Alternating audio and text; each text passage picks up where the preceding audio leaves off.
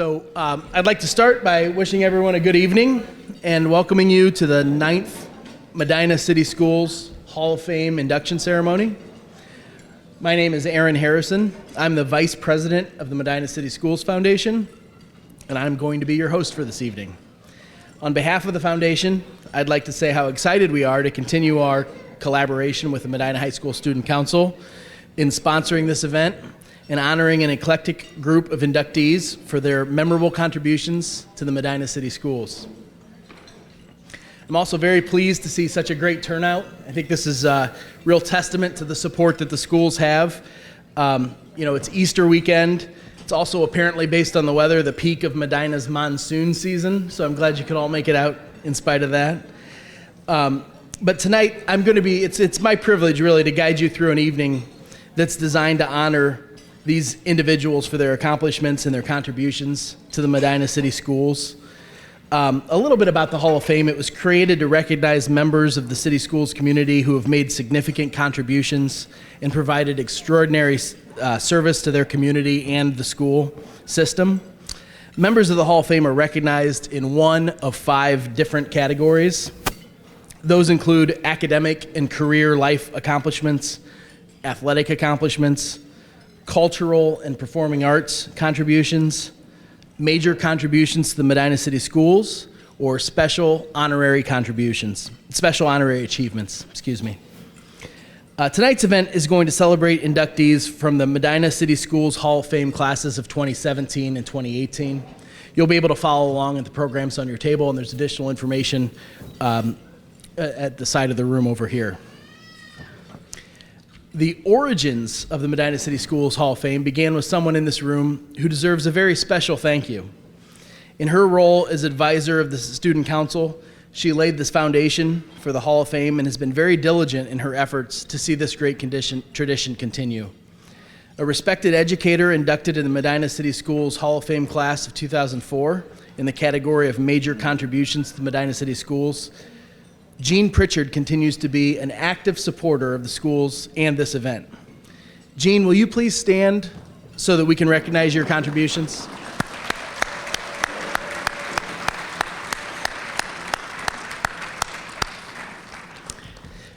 In addition to Jean's efforts, I would also like to recognize the members of the Hall of Fame committee who do the behind-the-scenes work to pull off this event and to see all of our inductees are honored this evening.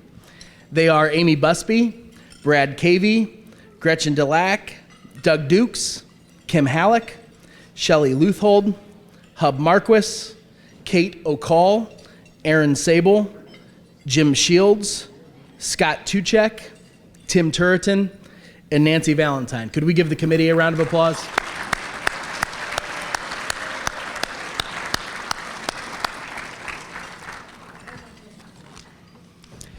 Also, before we get into the inductees, I'd like to share a bit of information about the Medina City Schools Foundation.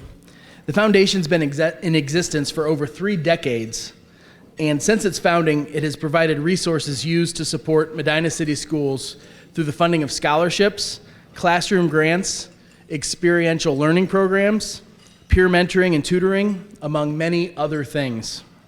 The foundation's support is evident in every building in the district and is provided with the generous support of community members and donors. We have a number of organized fundraising programs throughout the year. Our next one actually will be it will be the 24th annual Run for Fun 5K and Fun Run at the high school, which will take place on May 3rd. Hopefully many of you can join us for that too. We can't guarantee that the weather will hold, but we'll do our best. In addition to our fundraising events, we also rely on the generous support provided by our annual campaign by individual donors, corporate sponsors, and MCS families. Many of you are more than familiar with the work done by the foundation and have previously offered your support to the organization in its mission of advocating excellence in education in collaboration with the Medina City Schools. The assistance provided by the foundation, combined with the incredible work done by the dedicated faculty and staff at Medina City Schools, is a partnership and legacy that we should all be proud of. So tonight, I'd like to offer my thanks to the many people in this room who are too numerous to identify, who support this important mission. Thank you.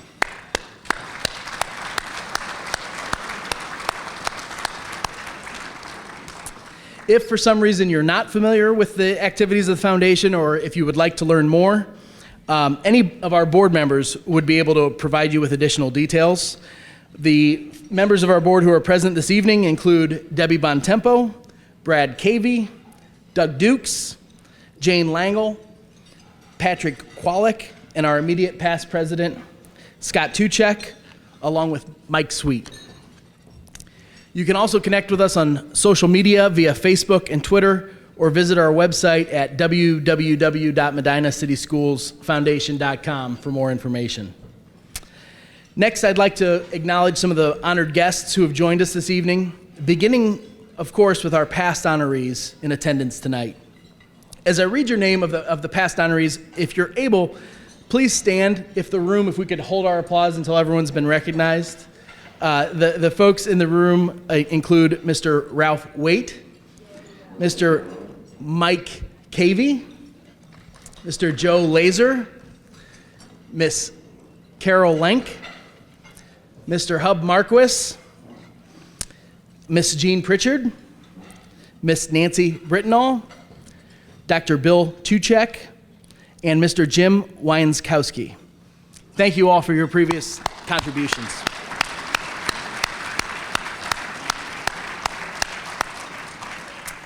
We also want to recognize those prior inductees who've passed away and are unable to join us this evening. Mr. Rolly Platts, Ms. Linda Osepik, and Mr. Sam Gorfido. In addition to these past honorees, also present tonight are members of the Medina City School Board, including the president, Mr. Ron Ross, and members Rebecca Parkhurst and Rob Skidmore. We have a number of Medina City Schools administrators in attendance, including Superintendent Aaron Sable, Assistant Superintendent Chris Kwolek, Treasurer David Chambers, Director of Human Resources Jim Shields, and Director of Community Relations Amy Busby. And finally, I would also like to acknowledge a member of the Medina City Council, Mr. Bill Lamb. Thank you to all of our distinguished guests for making time to join us this evening.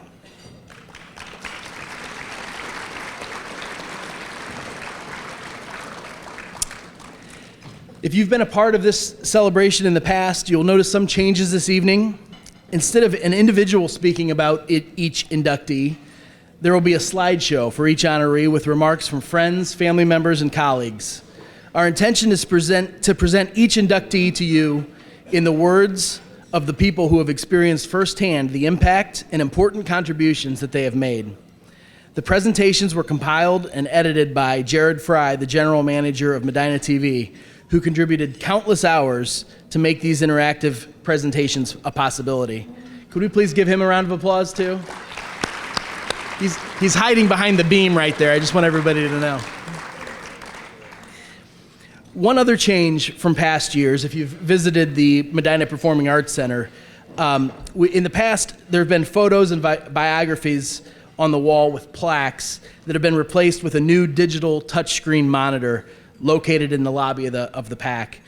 Instead of placing the plaques on the wall, the photos and biographies will now be housed on these touchscreens with the ability to access the information by year and by category. These new interactive digital screens were made possible through contributions provided by the Medina City Schools Foundation, Hub and Mary Marquis, and Jean Pritchard. And I hope all of you will get a chance to check those out because they are pretty impressive. At the conclusion of each slide presentation, we're going to invite the inductee up to accept their award and make a brief remark. We've asked that each inductee limit their remarks to no more than 3 minutes so that we can provide everyone with sufficient time to receive appropriate recognition this evening. With that, we will turn at long last to the reason we're here, the recognition and celebration of our honorees. We will be presenting them to you this evening in alphabetical order, although if you consult your programs, you will see the year that each inductee was honored and which class year. But we will begin our presentation with Miss Kim Alber. Please direct your attention to the screen. This is Lori Koenig Hawkins, basketball teammate of Kim Alber, class of 2018, Medina City Schools Hall of Fame. On a team laden with senior talent in 1976 and 77, Kim was an emerging star as a sophomore and junior.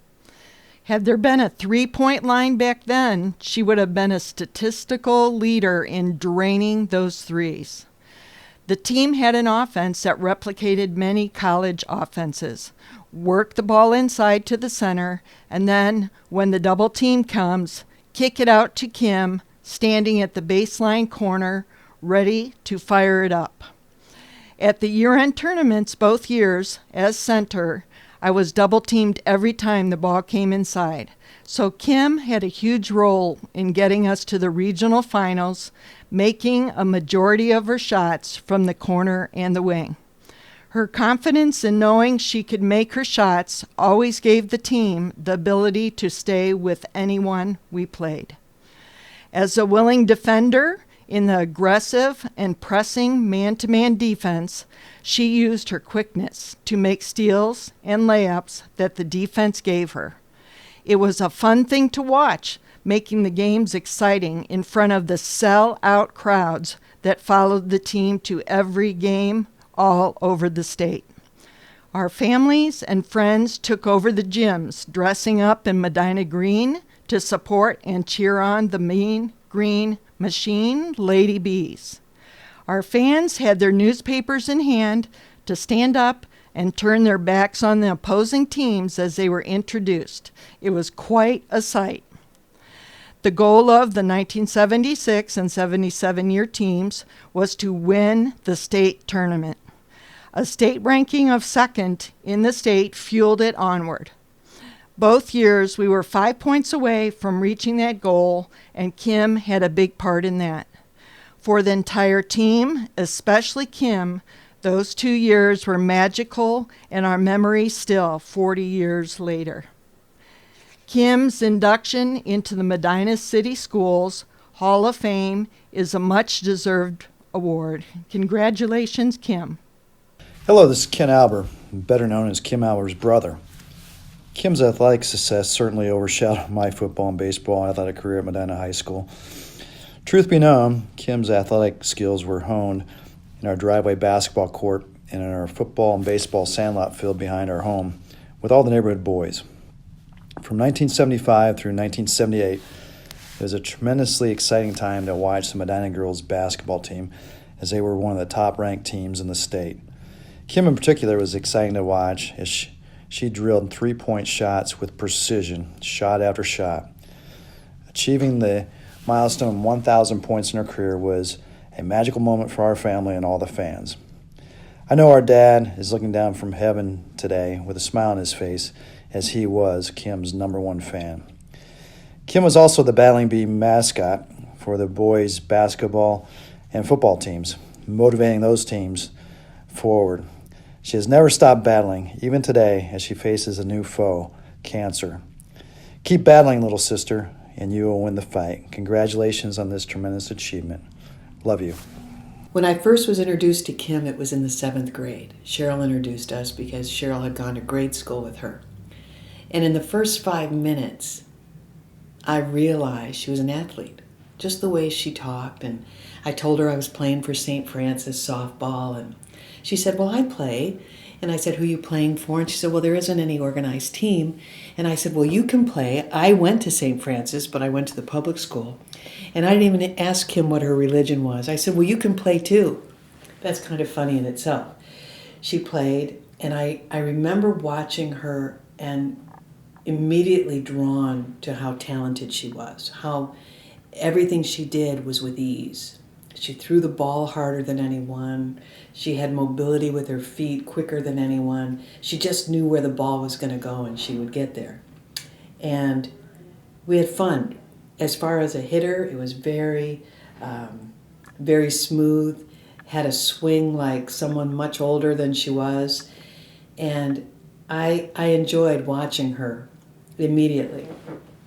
So we got into high school, and I was so proud to call her my friend and classmate and to be part of our class and to be one of the greats. what her class, her team accomplished in 77 was a thrill for the community. And being a cheerleader all those years, it was a thrill for me to be able to root on such greatness. I had never seen a community come together like we did when those girls were nationally ranked. It was a thrill. And I'm sure everyone else is going to talk about her accomplishments, but to see her in the corner, she would get in the corner and get open. And this was even before a three-point line was in play and honored. She would get to the corner, she would get open, we'd stand to our feet, and we knew the ball was going in, and it did. She scored 1,000 points in her senior year, and it was at Valley Forge during regionals. She took a whole new team of talent because everyone else had graduated and took them to the regionals, everyone riding on her back. And I got there, and Mom and I were driving up together, and we caught a train, and oh my gosh, we were both screaming in the car because we thought we were going to miss it. And I ran in, and I made eye contact with Ken, and he just told me with his eyes, she hasn't scored yet. So I ran in and got my seat with everyone else, with the family in the student section, and she scored her 1,000th point. And I mean, I just was screaming and jumping. And I guess I thought at that moment they were going to hoist her up on the coach's shoulders and timeout would be taken and everyone would pay tribute to her. But in typical Kim fashion, she just nodded with gratitude to her family, her friends, her teammates, and to the community for all their support of watching her all those years. When we were freshmen and she was trying out for the basketball team, she came up to me and said, I'm going to try out for basketball. I said, oh, that's so good. And she said, I need you to try out with me. I said, oh, no, Kim, this is my worst sport. I'm quick, but I can't shoot a basketball. I need you to try out with me. So I said, oh, okay. So the first day was all about line drills and just passing the ball back and forth and just watching your hands. And I scored very well that day because I was so quick. Second day, we're going to start shooting a little bit. And I shot the ball, and she came over to me and she said, I got this. Yeah, you're really bad. You don't need to be here anymore. So I said, okay, I'm going to go. And the rest is history. I'm one of her biggest fans next to her family. And because everything she does is a game to her that she's going to win. When she was stricken with cancer and she had to tell Cheryl and I, she told me, I was in the car and I remember exactly where I was, and she said, can you pull over? And I did, and she told us, and my heart stopped and I didn't know what to do. How do I console her when I'm so scared and hurting right now? And what do I do? And there was silence for a moment and a lot of tears, and she said, you guys, number one, if this was to happen to any of us, I'm glad it's me. And number two, this is just another game. I've got the ball, and we're going to win. And I think that sums up who she is character-wise. I love her dearly, and there's no one more deserving of this honor tonight. Ladies and gentlemen, please join me in welcoming to the Medina City Schools Hall of Fame, Miss Kim Albler.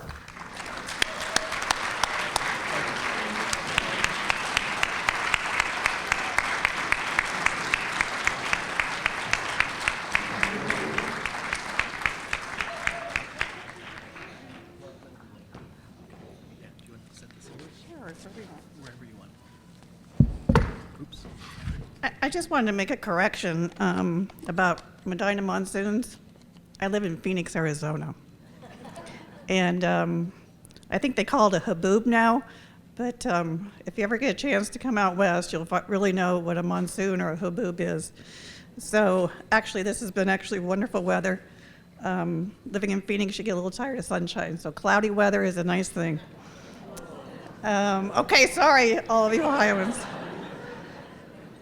So 41 years ago, I believe last month, was the last game I played for Medina High School girls basketball. And I believe the record is 1,029 points that I scored, but I have to correct that. And it's 1,027 because there was a girl on the opposing team that went to the wrong basket and scored the point. And they gave it to the captain. So I have 2 extra points in the record. But really playing here in Medina County and Medina City Schools was probably a highlight of a young person's career, I guess the beginning of a career. Childhood, I couldn't ask for better support from all my family and friends. It was great going to the tournaments, the regionals, the districts. We were 1 game shy of state, but I think this year's girls team came pretty close from what I saw on Facebook. So congratulations to this last year's class. I think one another highlight and lessons you take with you through life is a few things. Practice, practice, practice, which is really preparation. And I know we spent lots of long, long hours in the gym. And one story I do have to say, because everyone mentioned I shot from the corner. And many, many years later, I realized why I was shooting from the corner. And that's because at night in our driveway, there was only one spotlight, and it shined over in the corner. So I really realized many, many years later, that's why I became so good in the corner. I couldn't shoot from the other corner because there wasn't a light over there. But anyway, I kind of perfected that when I look back. And I just remember my parents saying, "Are you ever going to come in? Are you ever going to come back in the house? It's 10 o'clock. Would you stop dribbling that basketball?" But again, practice. So what I took away in life and continue to do is the disciplines I learned. And that comes down to really mental toughness, being prepared, and having good character, not just with your family and friends, but those that you work with. And I really thank this community because they were one of the best times of my life and continue to be. So I thank my family who's here from Las Vegas, cousins that are local, friends that are local, or even from Chicago. So thank you all, and congratulations to every other inductee. Thank you. Hi, this is Darrell Waite, longtime friend of Tor Dietrich's, and it's my honor to give you my comments and reflections on Tor's success. My top 2 Tor Dietrich memories on why he is so deserving of this recognition by the Medina High School Hall of Fame Committee. The first involves a promise or a payback to a childhood mentor and role model, my father, Ralphie Waite. The year that my father was president of Buckeye Boys State, Tor promised to come and speak to the graduating class of 1,300 young men. This was some 15 years ago when our dad was president, and speak did he ever. At the time, he was an Air Force base commander in Alabama.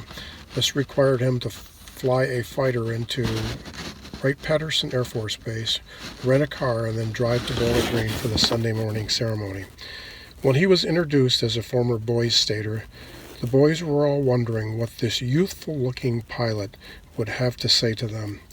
He told them how instrumental his week at Boys State had been, which my father talked him into doing. And this led to his desire to join the service following high school. He set hard goals and worked harder than his peers, and through this he accomplished all of his dreams and rose to the top leadership positions in the Air Force, eventually ending up with our Joint Chiefs of Staff in Washington for 2 terms and once in the Saudi Arabia Pentagon. When we went to the retirement ceremony at the Pentagon this past year, we were lucky enough to meet the chairman of the Joint Chiefs of Staff that wished Tor well. The general that did Tor's retirement ceremony summarized Tor perfectly, and he said, I quote, "He's one of the few people I've ever met that can read a 150-page military strategy and dissertation and explain to the rest of us what it means in a few paragraphs, in language that we can all understand." Colonel Tor Dietrich, you deserve this recognition and honor. Your service through your service, you have honored our town and our great schools. Colonel Tor Dietrich, we honor and congratulate you on your induction into the Medina High School Hall of Fame. Thank you for your service to our great country and our community. This is Harold Waite reflecting on my friend Colonel Tor Dietrich tonight. Our hometown friend that grew up with a passion and a desire and a hard work ethic built into his heart to do something special with his life. To me, he epitomizes the American dream of where a person can go if they have great determination and a hard work ethic.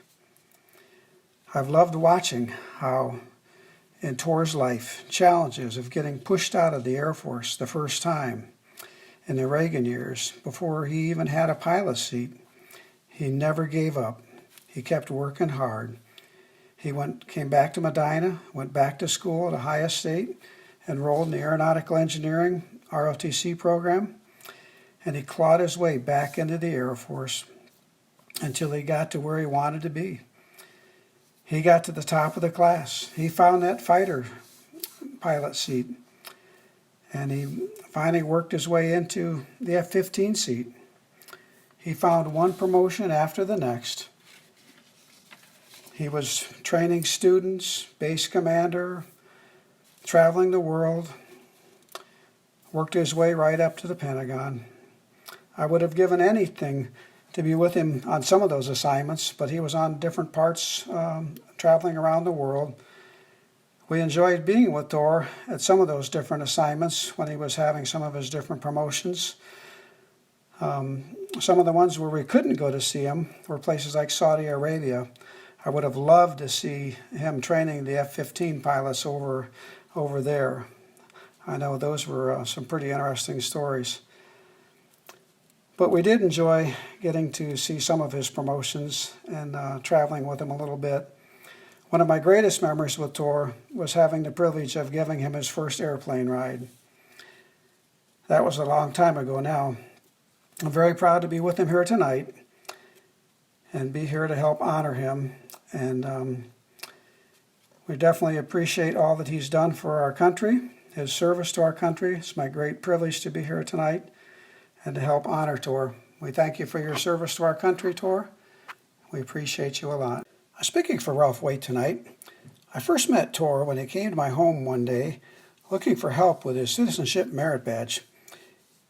He was working on his Eagle Scout Award, and he was about 16 to 17 years old, and that began a mentor relationship with the two of us. Soon, I would be encouraging him to go to Buckeye Boys State also, another great passion of mine. And of course, our paths crossed quite often as he was working down at Arthur Treacher's with his fiancée, Liz. In those early years, we saw them quite often. I like fish dinners a lot. Before long, Tor and Liz were off to Denver as he was joining the Air Force that first time. But in a couple of years, they were back from Denver as he got pushed out of the Air Force that first time during the Reagan cutbacks. And then Tor was going to Ohio State and working in the summertime, needing to make extra money in those summer months. So I helped to try to keep him busy with summer projects, that sort of thing. Did you know that Tor likes to hang drywall and split and cut firewood? He's pretty good at it. Well, it didn't take Tor very long to work on getting back into the Air Force, and pretty soon he was back in and working his way up through the ranks. And pretty soon he had a pilot's seat. Pretty soon he had that F-15 seat and working his way through all the different promotions and those kind of things. It's been wonderful to follow his career. I've been thrilled to see all the different places that he's gone as he's traveled the world. And Tor's always been wonderful about keeping in touch, coming back home, checking in, having lunch. And I've been blessed to be able to keep in touch with him and follow some of his different promotions, get to go to be with him, some of those places where he's been promoted. I was honored to be part of his retirement ceremony at the Pentagon. Tor, we're very proud of you, and we love you, and we thank you for your service to our country and all your hard work. This is Ralph, the Chief, signing off.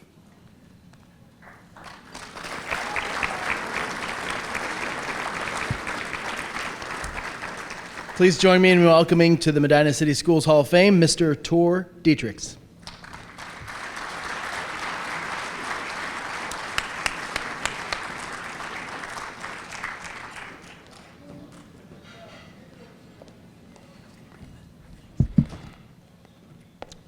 Well, I'll try to make this quick.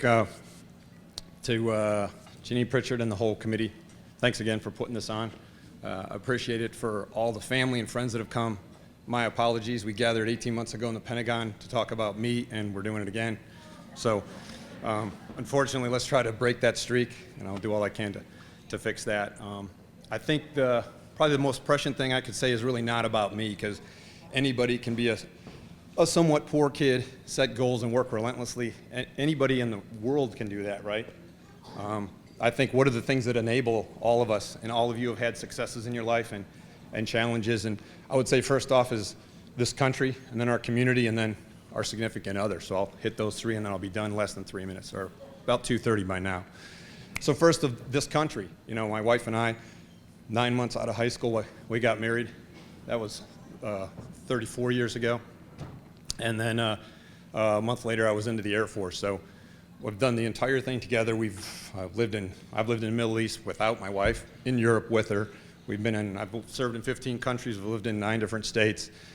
And with all that perspective, I would say there's something unique about America. Whether you believe in this American exceptionalism or not, there's something exceptional or different about the American identity, freedom, and liberty, and what we can do in this country if you survive, right? It's not a quality of outcome. It's quality of opportunity. So if you have that and you get a chance, regardless of what your circumstances are, and you work hard enough, and you have some faith in the folks around you, and you're enabled in some ways. So the first thing I would say is you can't do any of that cool stuff like flying a fighter starting out as an enlisted guy. My dad immigrated from Norway. You couldn't do that in Norway. You can't start out as an enlisted guy, get out of high school. I hated school. My son, don't listen to this part. I couldn't stand high school. And so I got out. I had no money, no job, no prospects, didn't like school. Okay, I'll go in the military. Let's ramp this up. I'll get married. Well, that was crazy. I'm still married, so it worked out. But now I have 3 master's degrees, because if you don't get smart and get something, you've been working for somebody else, or you're not going to be able to compete, right? So you get a different look when you're out there and have to kind of survive on your own. But you can do that stuff in this country. You can do kind of what you want. Not everything. You're still limited by your own abilities and a little bit of fortune and fate, but you can make it. But you can't do any of that if you don't remember where you came from. What about your community, right? So the elders and the people that you grew up from and your mentors, like Ralph Waite, they named him elementary school after him. He was in World War II. Come on. He ought to be up here, not me. So when you have folks like that mentoring in scouts, down the street, Joyce Griffer had 6 boys of her own, and I was the 7th. And I kept showing up. I wouldn't go away, and now I'm called like the 7th son. So you had these people that were like the rocks of the community that you don't realize were forming you and mentoring you later on. And then you do this crazy thing when you're 19, you get married to my wife, Liz, 34 years, drugging all over and doing all kinds of things and always standing behind me. Who knows who Deborah Franklin is? The wife of Benjamin Franklin. He did some pretty amazing things. But if you listen, I listened to a recent podcast, the things she did, ran the business, stayed home. He was an emissary of the Continental Congress in France, right? Keeping France in the war, saved our bacon from the British, right? Did all this crazy stuff. What did she do? She wasn't in the limelight. She's at home taking care of the family, taking care of the family business and all that stuff. And all those words up there, only Ralph Waite even briefly mentioned my wife, because that's how it works for all the military spouses. And then the kids. My kids haven't even been in any school for more than 2 years in a row. They are now. I'm out finally. We delayed them so we had them later so they wouldn't miss a lot of opportunities. So I would say for the wives and kids that make it possible for the service folks to go out and do and get in those cool machines and do some kind of cool stuff all over the world. So the country we're in, the community, and then our family. That's really what enables all of us. So there's nothing really special. If you have stuff like that, then how can you fail? And I went to Medina High School, so what better start is that? So that's all I have to say. Thanks.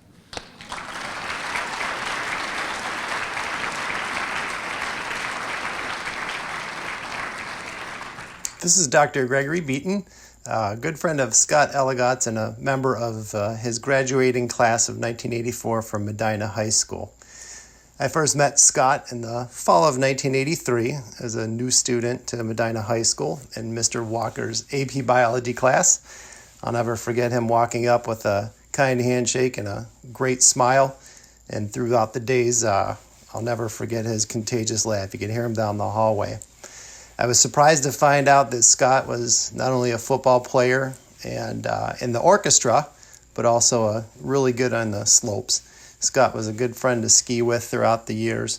After we graduated throughout the summers from 84 to 88, we kept in touch, and anytime he was home, we made sure to get together and go out and have our own sort of fun. I was very, very honored to be asked to be Scott and Maggie's best man in their wedding in October of 1989. A wonderful weekend and a great setting at the Air Force Academy. Our school careers and families took off from that point, so we lost a little bit of touch, but we kept in contact, even though we were in different zip codes and different time zones. I got to know more about his daughter Sarah and his son Kyle through phone calls and social media. Scott was always the first one to post a picture on the ski lift just to rub it into us back here on the East Coast. Scott left me a message the weekend before he and Sarah headed out for his what he touted the tour of Colorado ski resorts with a dental question. I was able actually to talk to him the morning of March 9th before they headed out to ski, and he let me know that she was doing okay. That's the kind of guy Scott was. He was a wonderful family man. I'll always remember his sense of adventure. He set a great example as a good dad, a good teacher, a good parent, and I'll never forget his awesome smile. We'll miss you, Scott. My name is Carolyn Leziak. I was Scott's 8th grade language arts teacher. Sarge, that's the name Scott called me. He even gave me a nameplate to put on my desk. I guess I was a rather demanding teacher. Scott once saluted me in church. He really had a sense of humor. How ironic that he made the military his life's work. As I said before, Scott was a student in my 8th grade language arts class. A teacher is fortunate to have had a student like Scott in her class, a smart, enthusiastic learner who was passionate about doing his best. He was also a talented but humble athlete and was kind and considerate of others. I am honored to be part of his induction into the Medina City Schools Hall of Fame. After leaving the junior high, Scott visited me many times. He would even stop to visit while on vacations from college. I loved hearing about his life and how successful he had become as an adult. Though his life ended much too soon, his accomplishments will live on. I am thankful and proud to have been part of his life. My name is Lieutenant Colonel Matt Miller, Air Force Academy, class of 1988. Lieutenant Colonel Scott Elegot and I were classmates and met in the summer of 1984 during basic cadet training. We were young and excited about the adventure we had started. We were very confident and maybe a little full of ourselves, but hey, Scott was proud to be from Ohio. After the challenges of the academy, we went on to fulfill our dream of flying and serving our country for 28 years. Scott and I reacquainted near the end of our careers like it was yesterday. We were proud of our service, still confident, but a lot wiser.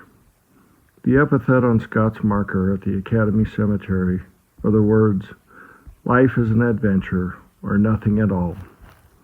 Scott loved his family, and his life was an adventure. He lived it to the fullest, and we lost him too soon. Medina Schools can be proud to have Scott Elegot as an alum, and he is an inspiration to all those who follow. Thank you, Scott, for your service and for your example. You will not be forgotten.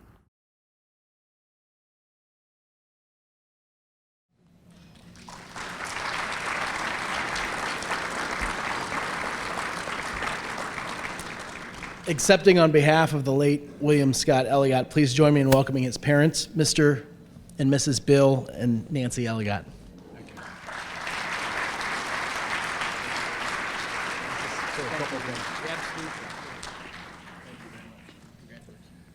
Thank you all for being here.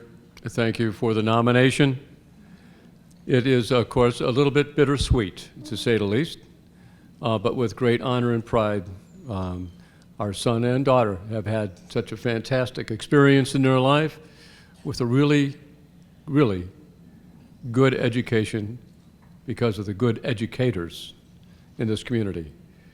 As we all have found over the years that through Medina High School and our friends in this community, it is more like family.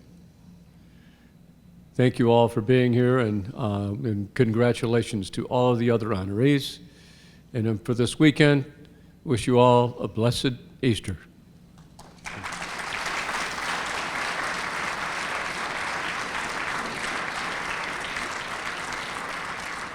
Dee Huddleston here to congratulate and celebrate my wonderful friend of more than 60 years' induction into the Hall of Fame.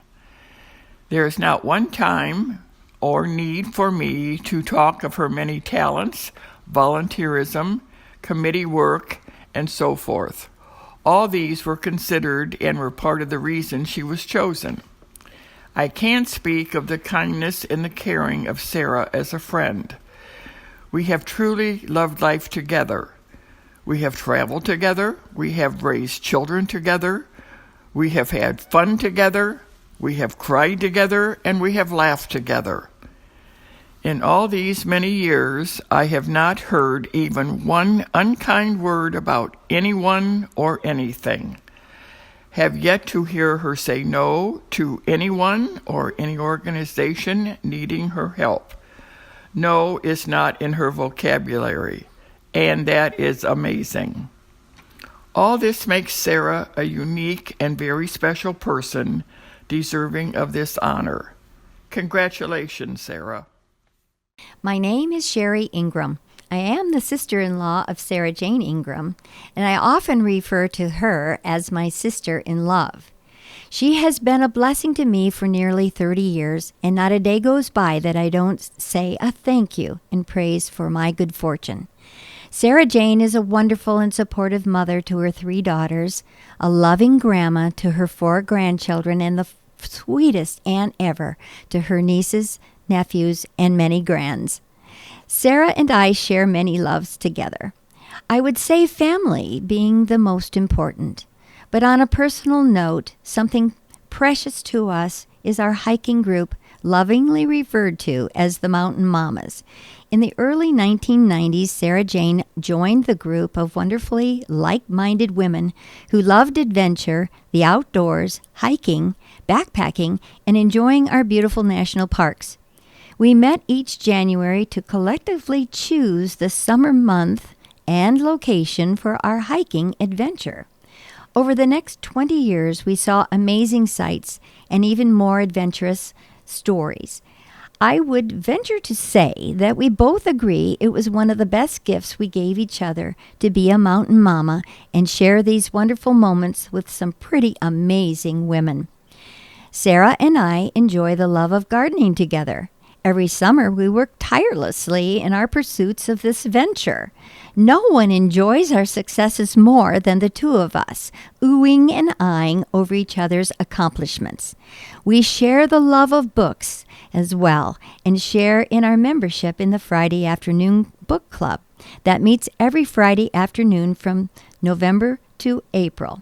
A book is reviewed each week, stimulating the desire to read many wonderful books, and we share them all together.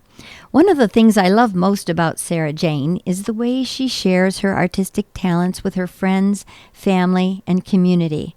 From a mural on a child's wall, helping with King's Daughters posters, donating art to charity, supporting community projects, and so much more. I am so proud of her, and to be someone loved by her. Elaine Lamb, owner of Mud Mother's Pottery in Medina. How would I describe my best friend, Sarah? Sparkling energy, dedicated to her family, committed to her art, and fully engaged in life. Way back when, in 1975, Sarah and I started a pottery business. With our 6 children at our feet, we knew we had to call it Mud Mother's Pottery. Working together from a simple beginning, we created a unique business in Medina and a lifelong dedication to art.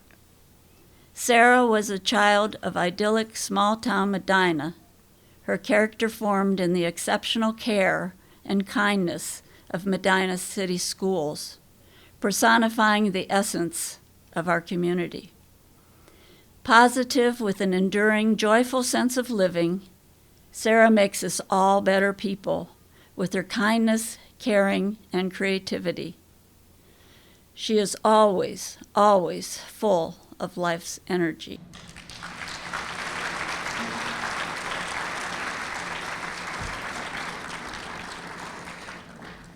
Please join me in welcoming to the Medina City Schools Hall of Fame, Miss Sarah Jane Ingram.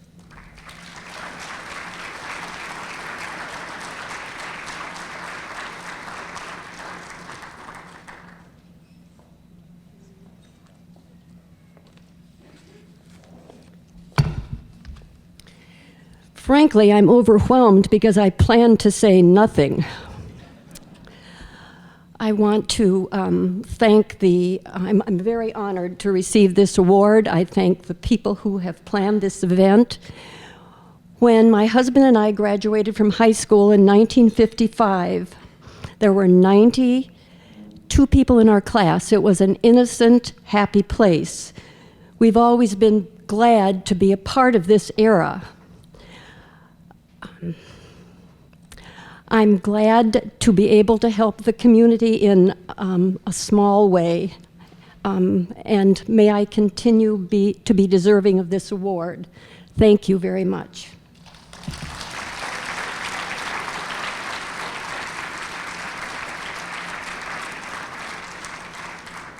My name is Jay Peters, and I was a teammate of Russ Kodalak's from junior high and 7th grade all the way through to senior year in high school, 1983. My first recollection of Russ was in 5th grade basketball. You got to remember this is the early 70s, mid 70s, so when you talk about youth basketball in Medina, you're talking about the kids from City Fen playing the kids from Garfield at Garfield Elementary School at Saturday morning, 8-minute halves, running clocks. So it wasn't anything special. Nothing like nothing like the travel teams we have today and all that kind of business. But so we go over to Garfield Elementary School, and I look down the court, and there's this big, tall, skinny kid playing down on the other team. And we play, and I'm pretty proud of myself because at the end of the game, I score 14 points. And the sad thing for me was that Russ scored 17 points, and so we lose 17-14. And as a 5th grader, you're devastated by that. You're like, you've just lost a game, and your whole world revolves around you being, good at anything like that. And Russ's team beat us. I'm devastated. The good thing is that 2 years later we get to become teammates. And again, I'll say this for 2 reasons. Russ was an awesome teammate in high school. He, for one, and I say this for all compliments, that Russ was so serious about everything he did. Everything I remember about Russ is he was like this super socially mature kid. The rest of us on his team, we were kind of goof-offs off the court, and Russ was always serious. He was dedicated, driven, committed to what he wanted to accomplish. You could tell he was a kid that wanted to get to a certain place, had a plan how he was going to get there, and stuck to that plan. As a coach today, Russ would be a kid that you'd want on your team because he brought that professionalism and that sort of sense to practice and preparation that he did over his entire life. On top of that, I don't hesitate to say that I think Russ is probably one of the best all-around athletes ever to play sports at Medina High School, and I don't hesitate to say that. He had everything. He had a great natural athlete. Obviously, he had size. He was a big kid. He had great hands, great feet. You couple that with his work ethic, and he was like a Jim Thorpe of basketball or of sports in Medina. in the early 80s. There was nothing Russ couldn't do and couldn't do well. He was like, if Russ was growing up in the 30s and 40s where you could play multiple sports a season, I'm convinced that Russ probably could have lettered in 24 different sports and whatever for 4 straight years. He was just that good at everything that he did. And again, he had all the tools: great hands, great feet, strong, big. You would watch him run track, and I swear he had a 40-inch inseam, so his strides were about 15 yards long when he ran. And it was just a majestic thing to see. And again, you couple that with his work ethic, and that's the reason why Russ Kodolak's going into the Hall of Fame. Well-deserved, and again, he's one of those great athletes that accomplished everything that he wanted to get accomplished. And it's my pleasure to have called him a teammate, and again, well-deserved. Congratulations to you, Russ. Hi, everybody. This is Joe Laser. Russ has been my best friend for the past 40-plus years. Congratulations, bro, on getting elected to the Medina City Schools Hall of Fame. You are an outstanding athlete, probably one of the best athletes we've ever seen in the high school. When I was there, at least, you were the best athlete, not only in basketball, but football, and also track. You were the first person that signed a letter of intent early in the United States. That was the first year that happened, and that was a huge achievement, too. And knowing you as long as I have as being my best friend, not only were you an outstanding athlete, but even a better person. You're one of the most kind, loving, and caring people that you'll ever meet. You're a hardworking person that's always done the very best you can for the community, for your family and your friends. And I couldn't be more happy and proud for you, and I know that everybody here feels the same way. The nicest thing of all is that the day that you and I are no longer on this earth, we'll still be together on the wall of the Hall of Fame. So I love you, bud. Congratulations. And again, we're so proud of you. This is Mike Sweet, brother-in-law to Russ Kodolak. Russ, tonight I just wanted to start first of all for telling you how proud I am of you and what an honor it is today to be able to express the love and gratitude that I have for you, not only as my brother-in-law, but as a friend, and as a man who has always admired you, even when you were back starting to date my sister back in high school. I always had a real sense of comfort with you, and Lori was always and always has been very happy with you, and that's just always been a real blessing on our lives as siblings, and I know and on the family as a whole. And I want to congratulate you on the honor you're receiving tonight for your accomplishments in athleticism in both your high school and your collegiate, years. They were great, and it was such an honor to watch you participate. And being a trainer for a couple of years on the team, being able to be a little bit closer to you and watching you perform from the sidelines was really a real awesome experience for me. But as I thought about more about you and not so much about your athletic accomplishments, I thought more about Russ Kodolak, the man. And I thought about it in two ways, from both the Russ Kodolak, the leader, and Russ Kodolak, the friend and the father. And as I reflected back, I see so much of what a great husband you've been to Lori for, over 30 years. What a great father you've been to Karis, Katie, and Beck. And what a great brother-in-law and friend you've been to all of us in the family. I really mean that, because there's a thread of family and of friendship and of love that weaves the relationship that we have together with you. And that is something that I cherish very much. And then I look at you, Russ, as Russ Kodolak, the leader. Not just really the leader of your family, but also, Russ Kodolak, the community leader, and the great things you've done in our community. Also, the you're a leader at your business, being executive at Kerry Color, and the way that you've, carried that company into many decades of success, up to the great company that it is today. And you're someone, Russ, who has always approached any task with no idea, but doing it completely, doing it 100%, and doing it really, really well. And I've seen that through everything that you've done in your life, through your sports, through your family, through your work, and even up to today as you complete your executive management master's degree at Kent State. A project that I know has taken a lot of your time and has been very demanding, but you knew that at the end it was going to make you a better man, a better executive, and just a better person going forward in all aspects of your life. And I really admire you for doing that. And what a blessing that's going to be on your whole life. So, Russ, I'm going to end here and want to say again congratulations to you on this great honor. It's a real honor for me to be able to be part of it. I'm glad to be here with you tonight. And, may God bless you in all of your activities going forward. And thank you again. I love you, brother. My name is Rich Doyle, and I first came to know Russ Kodalak when we were in the first grade. And from the moment he was kicking a kickball on the roof of the elementary school, we knew we were in the presence of a great athlete. Fast forward 12 years, and Russ and I were both three-sport athletes, playing both as wide receivers on the football team, and we both were on the 1983 state semifinal basketball team.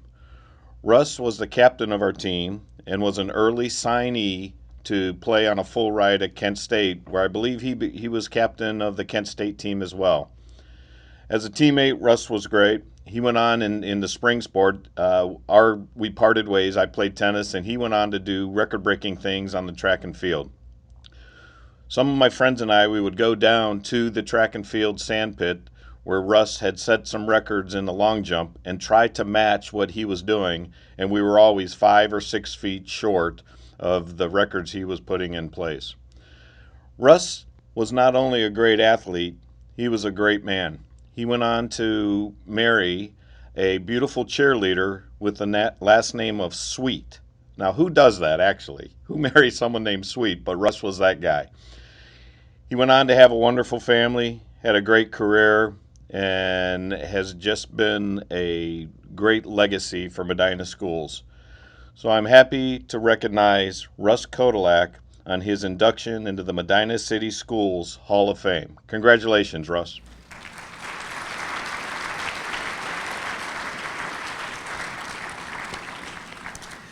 Ladies and gentlemen, please join me in welcoming Mr. Russ Kodalak to the Medina City Schools Hall of Fame.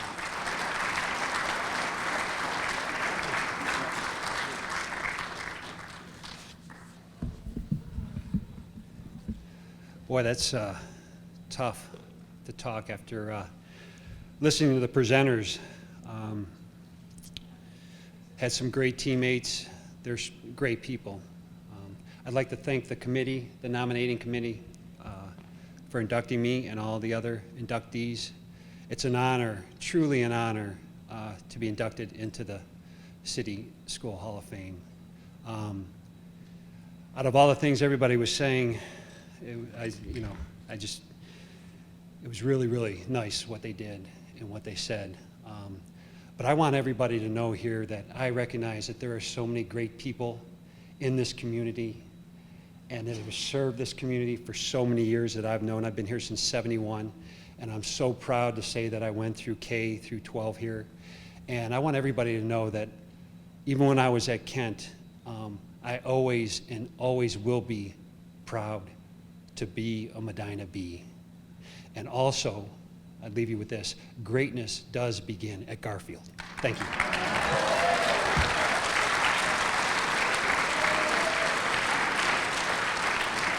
Hello, I'm Fritz Hoffman, and I had the pleasure of wrestling Jerry in practice, and I can tell you firsthand it was both a humbling and a great learning experience.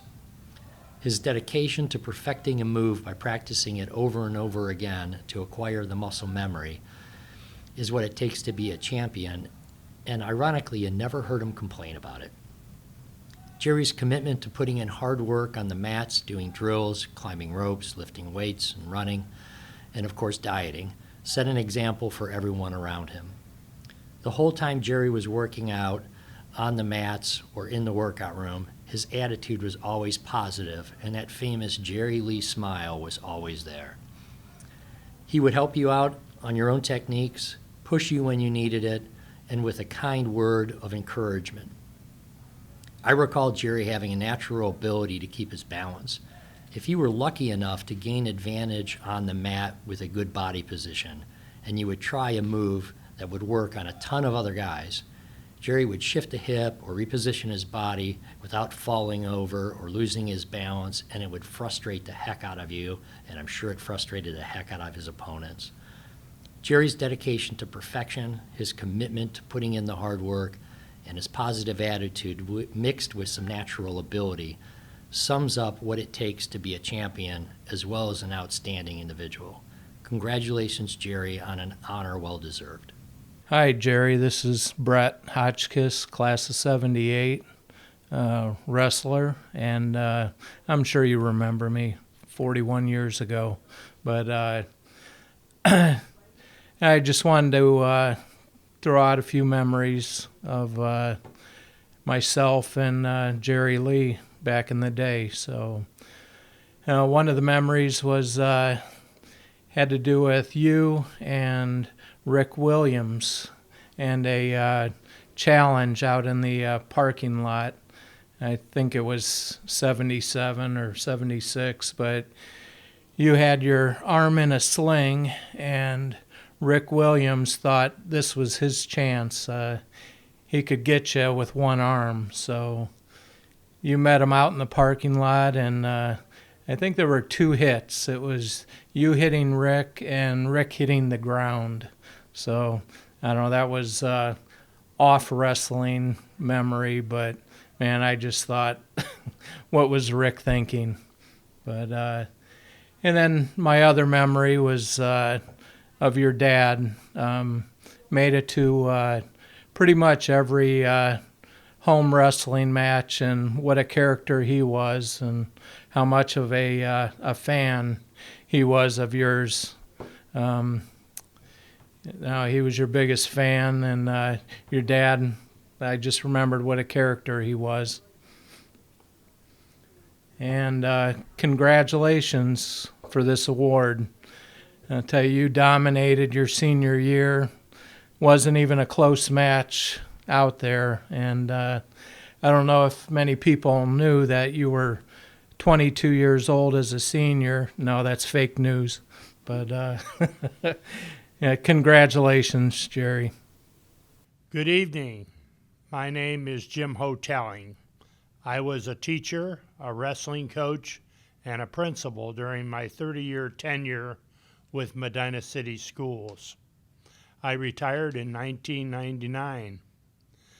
It is my privilege this evening to introduce one of the most outstanding wrestlers that has ever wrestled at Medina High School. A big Medina welcome goes out to Jerry Lee and all of his family and friends, especially those that have traveled here from Maryville, Indiana, Jerry's home. For you historians, wrestling has been a varsity sport at Medina for the last 60 years. During that time, Medina has had a total of 2 state champions and a number of place finishers. It is my pleasure tonight to recognize and introduce Medina's first state wrestling champion, Jerry Lee. I was Jerry's wrestling coach for the 3 years that he wrestled varsity at Medina High School. His career record was 67 wins and just 7 losses. During his junior year, Jerry placed 3rd at state in the 185-pound weight class. Then during his senior year, Jerry went undefeated and took first at state. Jerry's record as a senior was 30 wins and no defeats. 21 were by pin.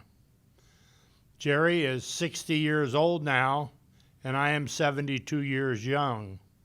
It doesn't seem like it's been 42 years since we last wrestled each other. People with personalities like Jerry's don't come along very often. What I remember best was his contagious smile, his extremely positive attitude, and his gentle demeanor. Jerry had a lot of friends and liked everybody. In the practice room, Jerry was one very tough customer. My memories tell me that I was a very lucky man to have known Jerry and his family. Thanks for all the great memories, and congratulations on being inducted into the Hall of Fame. This is your moment.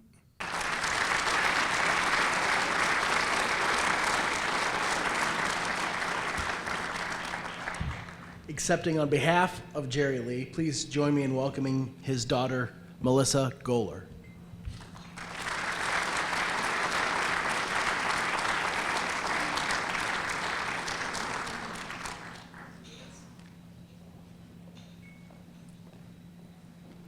I just want to say congratulations to all the inductees, and sad that my father was not able to be here, but I'm happy to be here for him. He is a wonderful man, very charismatic, and it's amazing hearing about the stories of all his accomplishments, and that rolls through my blood, and also with my family as well. Thank you all.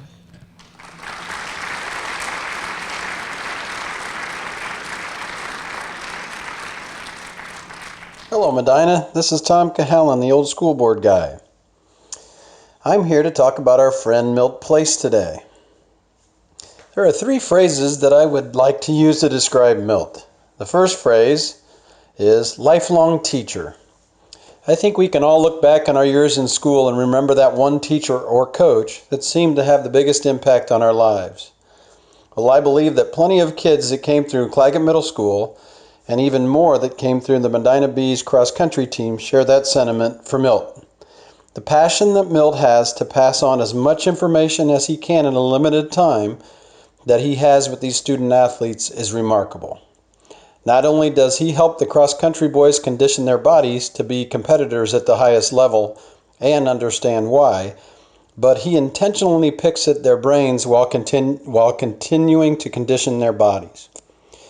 During daily training runs, he quizzes the guys on non-running trivia, such as, what are the capitals of the Baltic states? Who was the president during the French and Indian War? Or how many square feet are there in an acre? They say that endurance athletes tend to excel academically. Well, in the case of the cross-country team, that focus and mind power is put to DEFCON 4 by their coach. The second phrase to describe Milt is lifelong learner. Milt has an insatiable quest for knowledge, and it is truly genuine. For example, over the past few years, we have gone to many sporting events together. He professed to not be very knowledgeable about basketball, so he would ask tons of questions, of which I probably knew about 10%. He would ask things like, why do they call traveling, traveling? Or, how did Big John get to be 7'1" when the average height of his parents is only 6'4"? Or, what do you think the record for the number of dribbles in a minute is? Those kind of questions. We would usually bat around some theories on these questions within our group, and it was wonderful to see other people sitting around us, how they would be drawn into our discussions as well, and start giving ideas and opinions, or even answers. Lots of cool bits of knowledge were uncovered. And then the next game, Milt would actually show up and say things like, hey, the answer is 609. And we'd say, what do you mean, Milt? And he would say, that's the most dribbles in a minute held by some dude in the Netherlands. We get you, Milt. The third phrase I'd like to describe Milt is lifelong piece of work. Now, wait a minute. When some people use that phrase piece of work, it can have a less than positive meaning. Not here in Milt's case. In fact, I'd call him our piece of work and mean that in a very positive way. Let me give an example. This happened just a few weeks ago down here at the YMCA where I work in Sarasota, Florida, of all places. I had just gotten done working with a client when a guy next to me says, "Hey, did you say you just moved here from Medina, Ohio?" He went on to tell me that his son and family live in Medina, and we talked about common Medina things. Then out of nowhere he says, "Hey, do you know Milt Place?" And of course I said yes, and we immediately both started smiling and shaking our heads, and at the same time we said, "He's a piece of work, isn't he?" We then followed by telling each other several stories of Milt antics that we had either witnessed or heard tell of over the years. My point here is, Milt, whenever you are around or even your name gets brought up, people get a smile on their face and love to tell a funny story that you have told, an antic that you have done, or an antidote that you have given. That is a great legacy, a life of fun for all of us that is immeasurable. Congratulations on the Hall of Fame induction, Milt Place. You are an awesome coach, Coach Place. My name is Brian Dudek, and I've coached under a special individual for the last 5 years. Only one man is known for taking a Medina athletic program from nothing to a perennial powerhouse. He has guided his team to first, second, third, fifth, sixth, and seventh place showings in the state, just to name a few. Serving as a Medina middle school teacher for 18 years, he dazzled kids with his impression of a submarine, as well as his impression of an elephant. As a Medina coach for 47 seasons and counting, he has inspired many students and athletes with his curiosity and quirky behavior, as well as his passion for life and running. His investment in the students of this district and our district's cross-country program is admirable, to say the least. Known for spending a half dozen hours on Sundays writing up coaches' notes after Saturday meets and giving away $1 bills as rewards for endless, useless trivia, this man has poured himself into the students of this district more than most would imagine. He hosts his runners, as well as countless alumni, at his house on Wednesday mornings each summer for Wonderful Watermelon Wednesdays. He spends an entire work week preparing the cross-country course at Canavan Elementary for the large cross-country festival that takes place each fall, an event that he started 27 years ago. He painted the entire boys' cross-country locker room at the high school just to show the boys that their sport matters. No one outside the realm of our sport will understand how much time he spends on these boys. Another way that he has invested in and shown his love for the students of this community is through the scholarships that he provides every year to 2 graduating seniors. To my knowledge, no scholarships other than his offer bonuses to kids who are left-handed or to kids who grew up on a farm.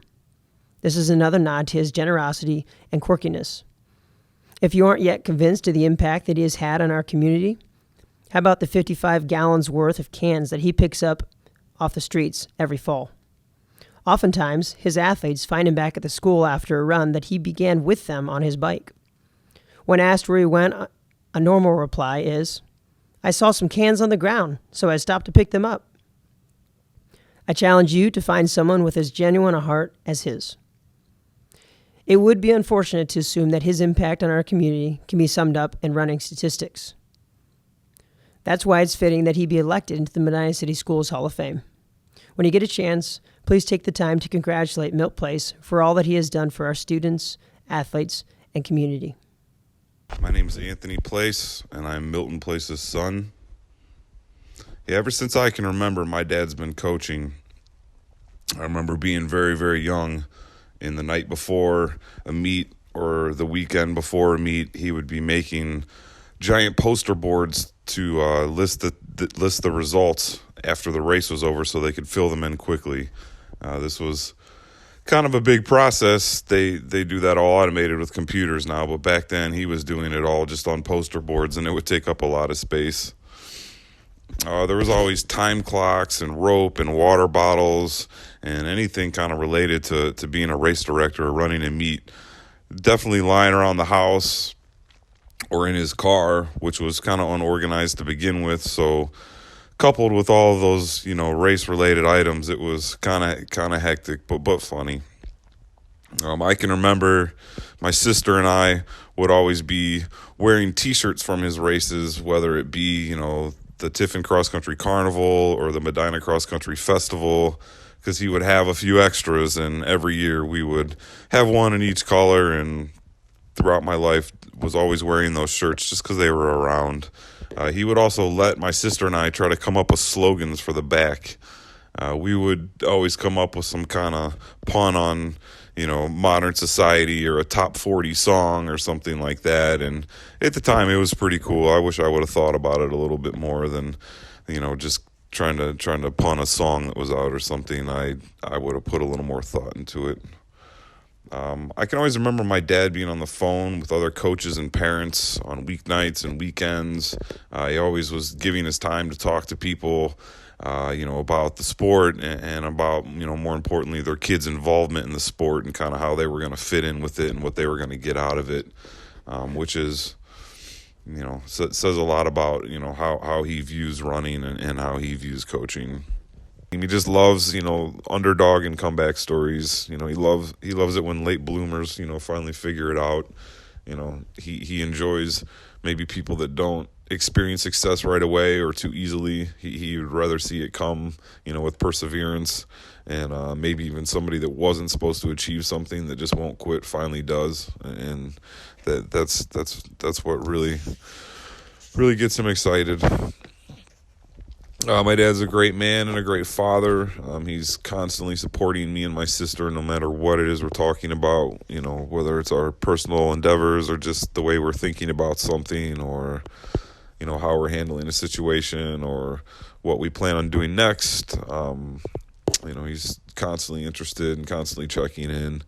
I congratulate my dad with all of his success, in and out of coaching. There's been plenty out of coaching as well. But he definitely deserves all the recognition he has, and he gets, probably deserves more. But he's not the kind of guy that's looking for recognition. I know he's very proud of all the people he's coached that have gone on to do, great things with running, that have incorporated it into their life just like he did from when he was in college. I think that really kind of makes him tick, is when he can kind of pass what the sport did for him onto someone else and then see them utilize it later in their lives as well. So I think that's what I got.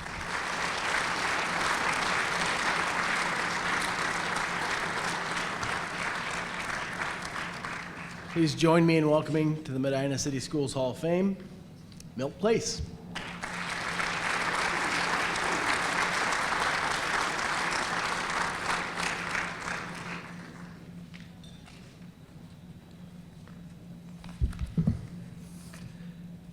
I am truly surprised and humbled that I've been selected for this tremendous honor. I want to thank everyone who played a part in making this selection possible. I'm glad that many of my relatives are here tonight to help share in this experience. They include my wife, Lena, my 2 children, Annalisa and Anthony and their 2 families, my 4 sisters and their families, and also to all of my friends who are here this evening. In December of 2017, I received a letter that had the Medina City Schools Foundation logo on the outside of the envelope. Before opening the envelope, I was feeling a little puzzled. Lena and I had been at their annual dinner and dessert auction the previous month. Initially, a vague thought crossed my mind that perhaps a check I'd written had bounced. As I read the first paragraph and then reread it, I was floored when I slowly realized I was going to be inducted into the Medina City Schools Foundation Hall of Fame. Probably more surprised than me would be any of my primary school teachers at Little Moulton Elementary School near Wapakoneta, Ohio, over 55 years ago, who watched me struggle for the first 3 years of my school career. My first grade teacher even recommended that I be retained. With some hesitation, she passed me on to the 2nd grade. I didn't even learn how to tell time on a face clock or tie my shoelaces until the 3rd grade. My sisters are here tonight, and they'll tell you I didn't talk till I was about 3 years old also. In elementary school, I was one of the smallest kids in the class and one of the last to be chosen by my peers at recess time in kickball or softball games. I wasn't really bullied, but I didn't have a very good self-image at that time. Perhaps this is what galvanized me into action when I started running in junior high school. As I ran cross-country and track in high school and college and rode races for several years after that, I developed tunnel vision concerning my athletic career. Running helped me develop the confidence that would lead to a 35-year career in teaching and 78 seasons of coaching cross-country and track. And I think I still have a few more seasons to go. I've been fortunate to have had two parents with tremendous work ethics and high expectations. They certainly helped me and my sisters to set us up for success later on in life. Resiliency and perseverance were virtues that they passed on to us. We learned from them that things that are worthwhile do not always come easily, and that the payoff might be many years and miles down the road. In addition, my dad, the eternal optimist, could drive down the highway and see opportunities that most other people could never fathom. Perhaps I have inherited this trait from him, and it has allowed me to come up with some ideas such as the Tiffin Cross Country Carnival and the Medina Cross Country Festival. There are two coaches who were instrumental in my life and my development. My high school coach, Norm Grimes, he told me on the first day of school in his biology class that, "Hey, you look like a distance runner." I'm glad I listened to him. At Adams State in Colorado, my coach, Dr. Joe Vigil, who later on would serve on the U.S. Olympic staff in the 1988 and 2008 Olympics, he became a very important mentor to me. He was and continues to be, at the age of 89, one of the most amazing, intelligent, and inspiring people I've ever met. These two men taught me that distance running is a truly noble and worthwhile endeavor. I've spent most of my adult life trying to instill this in the athletes I've been fortunate enough to coach. Life has been good to me, and for the past several decades, I've tried to pay it forward by trying to help others in the classroom and in athletics. The years have flown by, and I feel lucky that on most days, I never really had to go to work because what others might call a job was really playtime to me. Again, thank you to everyone who made all this possible.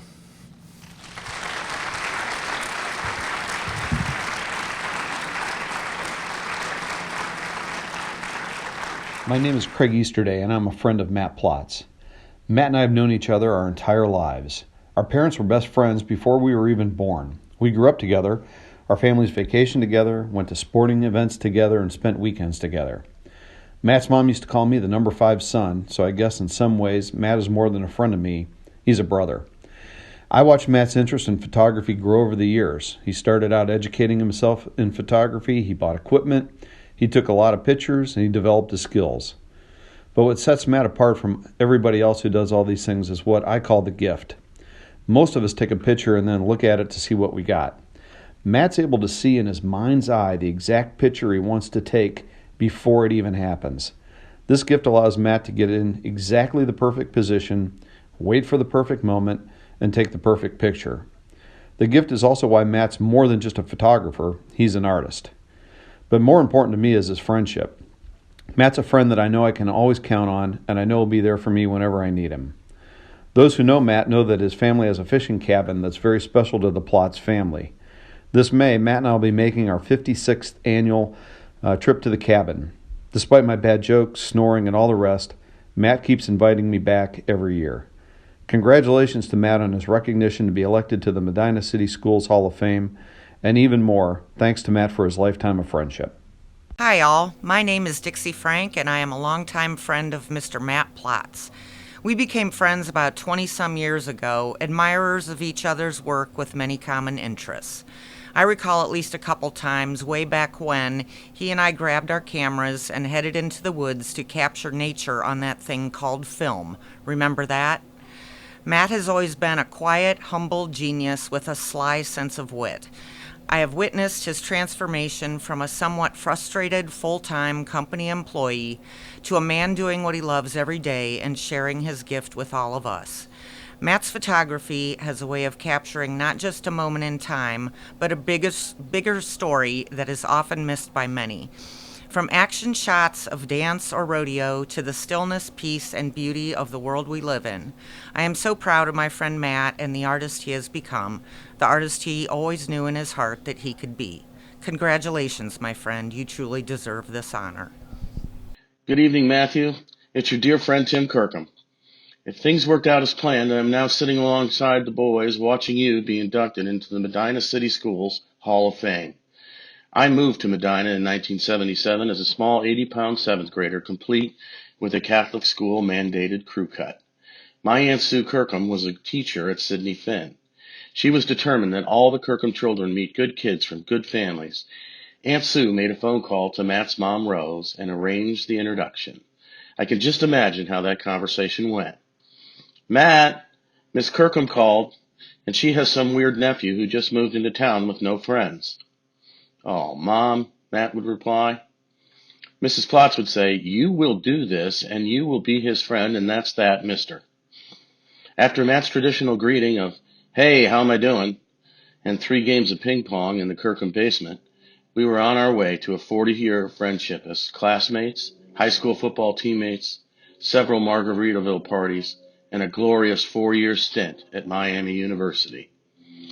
While most of us are having our first cup of coffee, Matt has been up for several hours standing waist deep in a near-freezing stream, peering through the deep morning mist, waiting for just the right moment for a bird of prey to gently touch down on an ice-covered pond.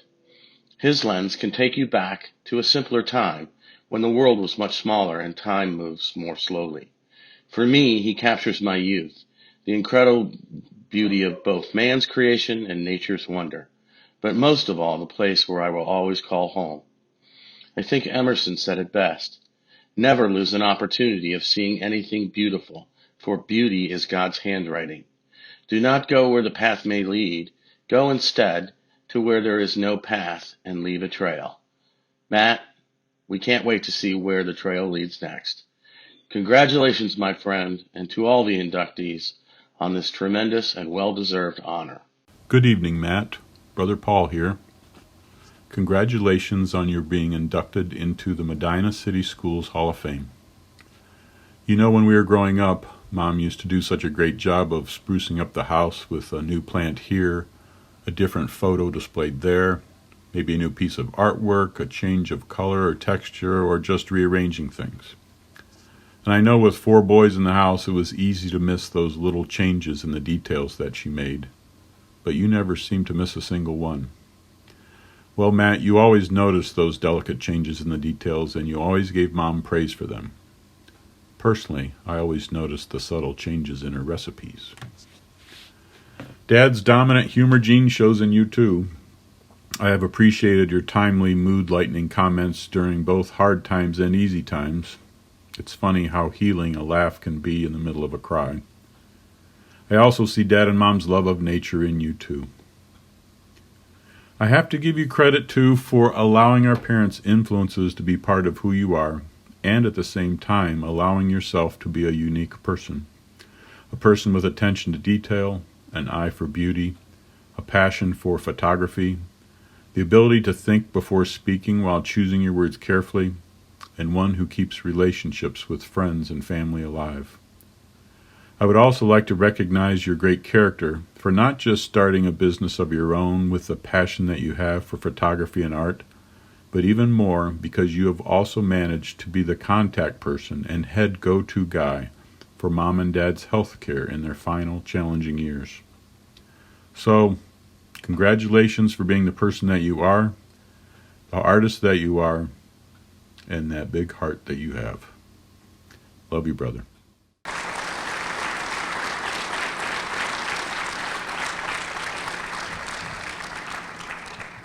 Please join me in welcoming to the Medina City Schools Hall of Fame, Mr. Matthew Plotz.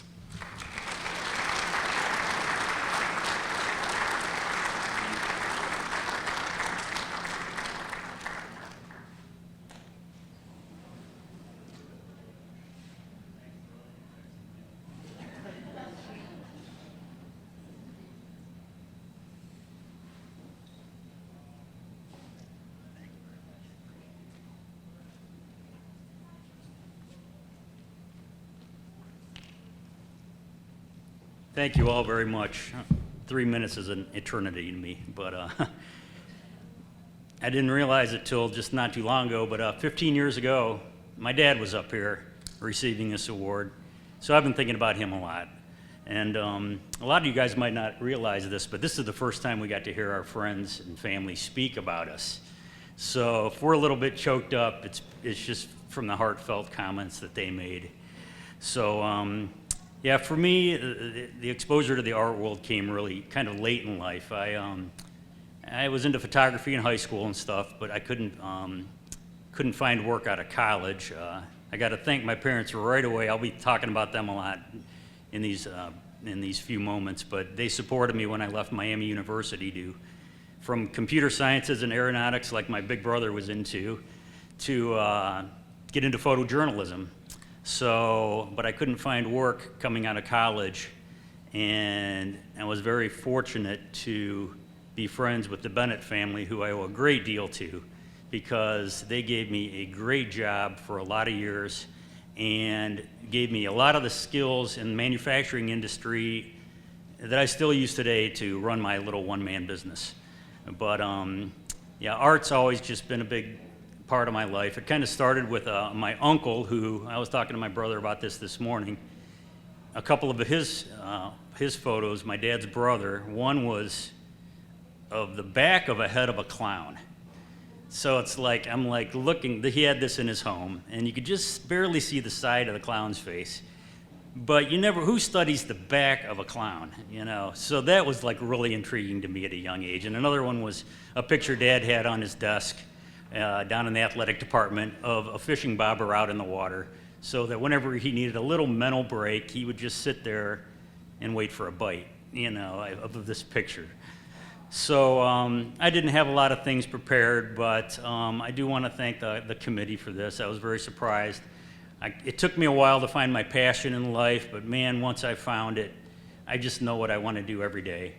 So I love what I do. There's so many great little understated moments that people don't notice that I try to bring out so people can see them, because everybody can appreciate a sunset, sunrises, but there's so many little miracles going on all over the place that if you just slow down and study things, it's just amazing. So thank you to the committee. Thank you to my parents for giving me that little push I needed to leave a great job after a lot of years to kind of start my second half life and get back to my true passion. It's made all the difference in the world. Thanks again to the Bennett family for giving me a great job for a lot of years and teaching me a lot of things about the business world. And finally, Mark Zuckerman, thank you. I appreciate it. I had to give you my soul and my privacy, but you gave me some great marketing tools. So thank you all very much.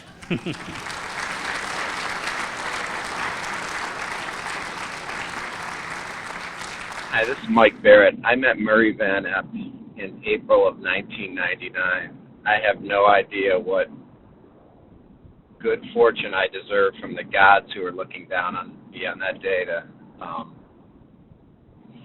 let the event happen. But I knocked on Murray's door and at his office to discuss the health care that I was peddling, and struck up a conversation, which in turn led to a number of business conversations that over time, thanks to Murray's generosity, turned into a lifelong friendship that I cherish. I said to him I was lucky to do business with him, but I'm so much more fortunate just to be his friend. Being friends with Murray Van Epp is a gift I cherish. Murray's the kind of person who elevates those around him. He's brilliant, but really that's only the beginning. He's generous, honest, keenly aware of when to comfort and when to correct or assist others. He's really unassuming, and he wants to know what makes others tick. He could care less about the other fluff. He wants to know what you're made of. Murray and Sue have really enriched my life. They've made me better and have made me encouraged even in myself that I must be doing something right to be in Murray's sphere. I stand with really with an army of others who are blessed to know Murray, and I am so damn grateful. I'm Gary Hetrick, a classmate of Murray's from the Medina High School class of 1967. Murray did not make a big deal out of his induction into the Hall of Fame. His first comment to me was that this would probably be a shock to his former teachers.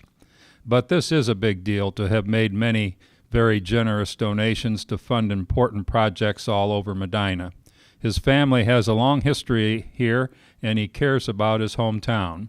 Beyond that, Murray has become the head of our class. He knows what everyone in the class has done with their lives since 1967, and he knows all these details by heart. Murray's membership in the Hall of Fame is certainly well-deserved. Hi, my name's Bob Oborn, and I'm the president of Kennelasmer Products. And I have known Murray Van Epp for over 30 years. About 27 years ago, I started working for Murray when he became president of Kennelasmer Products. And Murray, when he became president, really had a vision of how a business should run and how ethics and all the ideas should be in business. And he had a group of young but kind of dysfunctional managers, including myself.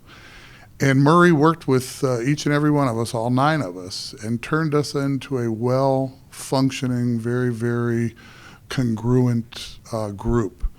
I think that Murray's been my mentor. Murray has taken a guy that was a young, brash manager and helped mold me into a leader.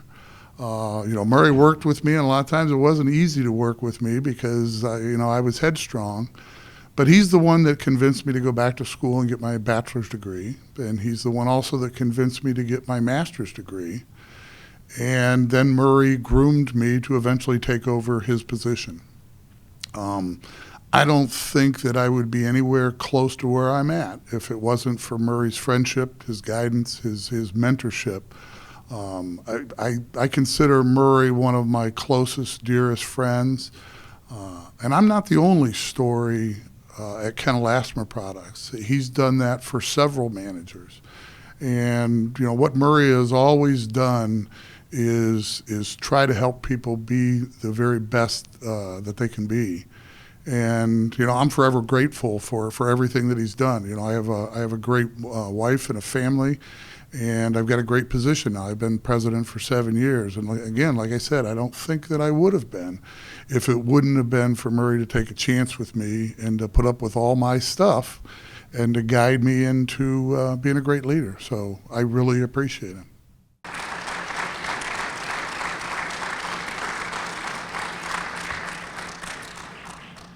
Please join me in welcoming to the Medina City Schools Hall of Fame, Murray Van Epp.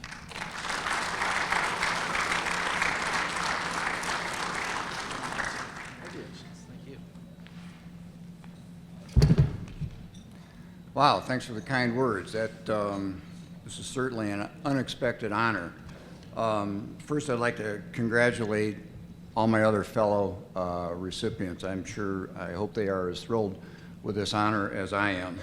I'd also like to thank Medina City Schools Foundation for this unexpected honor. I'd also like to especially thank my friends who have taken time out of their schedules to join me here tonight. I'd especially like to thank my high school wrestling coach, Mr. Bill Tibbetts, for coming here after all these years. I suspect he probably showed up to make sure this wasn't a bad April Fool's joke. Because I didn't make the short list of anybody that was expected to be here, believe me. I am so thankful for having grown up in Medina in the times that I did. It was just a great experience. The influence of getting an education here, the teachers, coaches, parents, my friends, the people that I have been associated through my working career are the people that really have shaped me as a person. And because of that, I achieved a level of success in my life that certainly exceeded my expectations, and I'm sure the expectations of most others. As a result of that, my wife and I have made a commitment to try and give back to the community of Medina. And we have been very thankful to have been able to partner with Medina City Schools Foundations in offering scholarships and supporting their programs. Also with the Medina Athletic Boosters and other athletic associations in town in supporting Medina athletics. And then also with the city of Medina in supporting a number of projects, the fountain on the square, soon to be the renovation of the Medina Firehouse, and then numerous other organizations. So our goal has been to pay back to the community that has given us so much. And that is our goal in the future, as we will continue to support the many people and the many organizations that do such great things for this town. And then in closing, I would like to also, last but not least, thank my wife. Without her love and support, I wouldn't be here today. So thank you very much.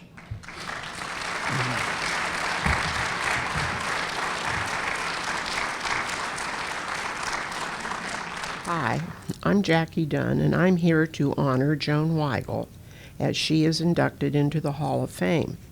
I was a colleague of Joan's for many years, but more importantly, I've been a friend for more than 40 years.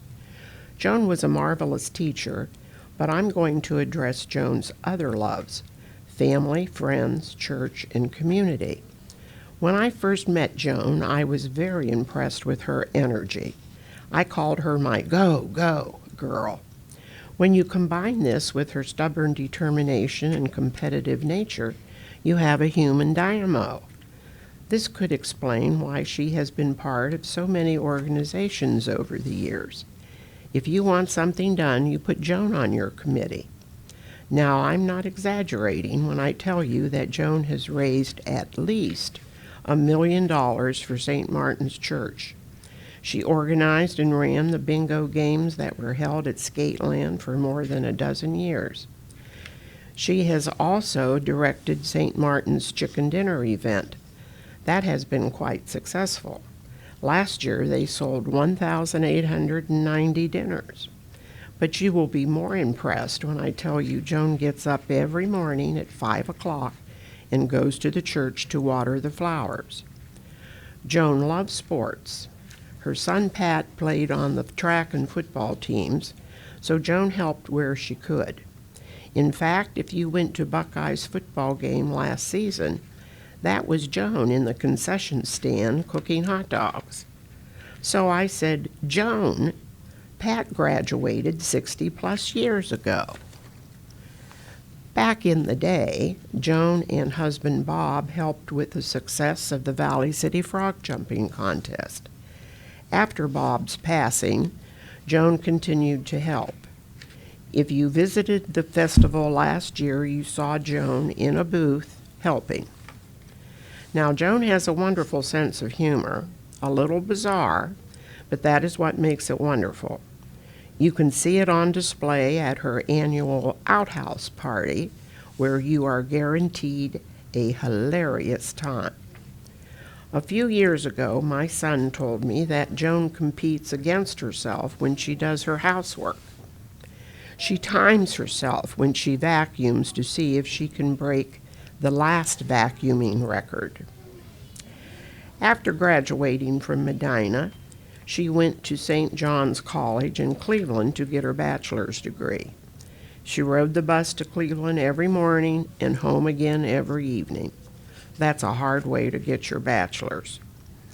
Later in life, she received her master's from Baldwin Wallace, and at the end of her career, she became a supervisor of student teachers for Ashland College. And last but not least, Joan absolutely adores her grandchildren. And that's my Joan Weigel. I'm Cindy Farver, and I'm a friend of Joan Weigel's. Joan and I have known each other many years through the Medina City Schools, and we both taught at Medina Junior High School and were on the Eagles team. Joan Weigel is a jack of all trades. She was a 4th and 5th grade teacher, a learning disabilities teacher at Garfield Elementary. She started the learning disabilities program at Medina Junior High in a makeshift room where lockers were removed and a wall and a door were added. She is a never-ending student who received her master's degree from Baldwin Wallace College in reading and taught language arts at Medina Junior High until 1997 when she retired. Well, at least from teaching. That's Joan's career in a nutshell, but so much more can be said about General Joan. She was persistent, consistent, timeless, straightforward, selfless, good, a loyal friend, a teacher's teacher, fun, an innovative educator, a mentor, a colleague, a cheerleader, the locker clean-out town crier, the originator of the Book Bowl, which consisted of teams called the Tampa Bay Buccaneers and the Oakland Readers.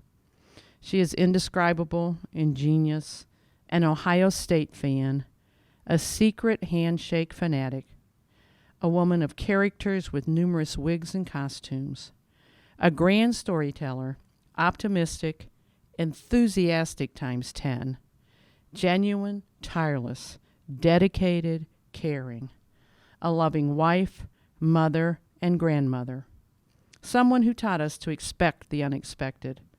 But most importantly, Joan was our version of the Energizer Bunny. These are just a few of the words that your colleagues, Joan, of Medina Junior High, used to describe you. Joan, you dedicated years of your life to Medina City Schools and to the many people who walked through the school doors. We are forever grateful to you and the legacy you leave us. Joni, baby, please know that we love you. Hi, I'm Jim Winskowski, and I taught with Joan for many years at Medina Junior High School. Congratulations, Joan, on this most prestigious award. Your incredible enthusiasm and passion for teaching made you a role model for all of us. You made sure every student was important every day. You were the innovator of creativity. My favorite was your book bowl, dividing your students into 2 teams, the Oakland Readers and the Tampa Bay Buccaneers. You wore football gear that you had me bring down from the high school. Between classes, you'd be in the hallway, cheering and parading around in that get-up as the Buckeye battle cry blared from your room. I also think you intimidated some of the kids as they walked by as they saw you. Never one to be shy about any subject, you'd periodically end a conversation with me saying, "Listen, honey," and that was followed by some sage piece of Groucho Marx-like sarcastic humor, accompanied by a slap of my left shoulder and a few uproarious laughs as you strode away. I'd smile and realize you had total control of the day. So here's a tip of the cap and a toast to your most deserving and long overdue induction into the Medina City Schools Hall of Fame. Thank you for everything you've done. We're all better off for having worked with you. And again, congratulations, Joan.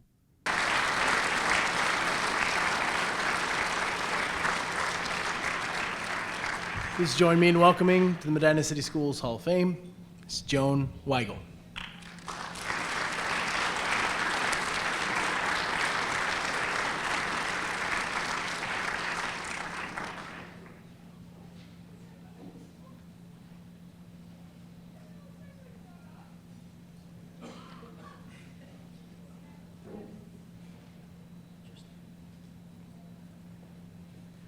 You can see I'm dressed normally tonight. But when Milt Place saw me tonight, he said, where's your duck head? I said, I think I've retired it for a while. Those comments that my friends made, and they are still my friends, no matter what they said, were just wonderful, and I certainly appreciated them, and I did all those things. I really did, you know. If they needed something done, if there was a group doing something strange at school, they'd say, I know Mrs. Weigel will do it. And I did, and it was fun, and I can tell you I taught 37 years, and I loved all of it. I want to thank the Medina City's Foundation for giving me this honor, and I want to congratulate all the other inductees too, because it is a great honor, that's for sure. I decided I would be a teacher when I was 10 years old. So that was 74 years ago. And I had Claire Finn was my 5th grade teacher at good old Garfield, And she was the epitome of what a teacher was, I thought. She had the bun in her hair. This is 1944, 45, people. The bun was in her hair, the white blouse, the skirt, the tied Oxford shoes, and she made sure that every kid learned because she knew every kid could. And I decided I would be a teacher then when I was 10 years old. And the best part about it was when I started teaching at Garfield, Dick Porter was the principal, and he was apologizing all the way up the steps. He kept saying, well now, you're gonna be on the sunny side of the building, and you're gonna be on the playground side of the building. And I said, I thought, where is he taking me? So he went upstairs, and I was home. That was my 5th grade classroom. And I was so happy to be there. And I said to him, I'm just thrilled with this classroom. And he said, you are?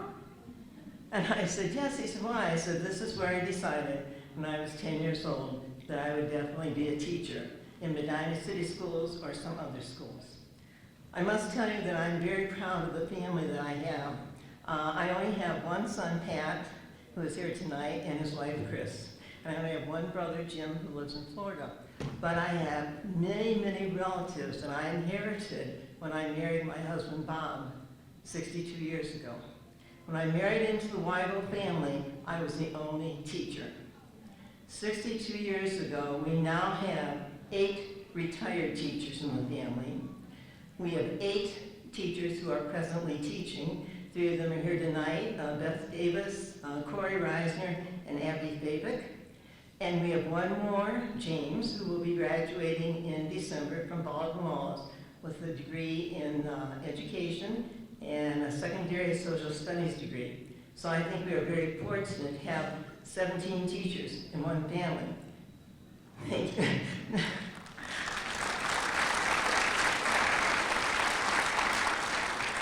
Not only that, but we can coach football, basketball, wrestling, track, and if we get Uncle Ray involved, softball and baseball. And we have a retired AD in the family, so we got it covered.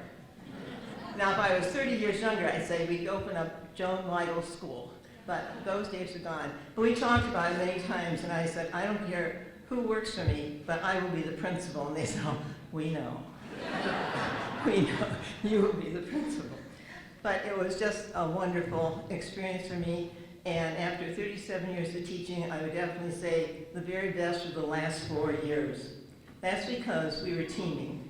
And I was with the most wonderful team in the world, known as the Eagles. Cindy Farber referred to that.